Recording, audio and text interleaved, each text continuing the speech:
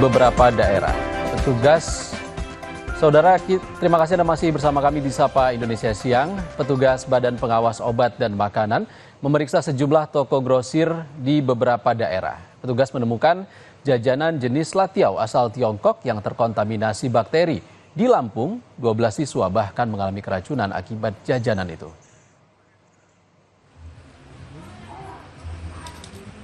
Petugas Badan Pengawas Obat dan Makanan menggelar pemeriksaan di sejumlah toko grosir makanan di Kediri, Jawa Timur.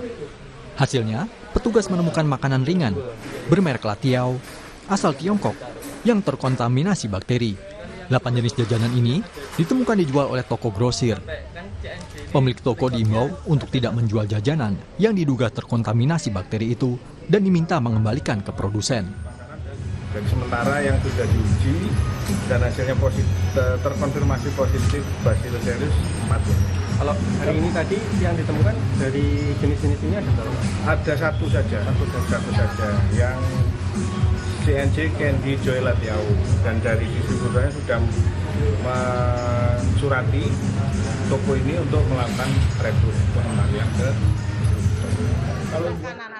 Di Lampung, polisi menghentikan penyidikan kasus penyebab 12 orang siswa SD di Bandar Lampung keracunan usai mengonsumsi jajanan stik pedas.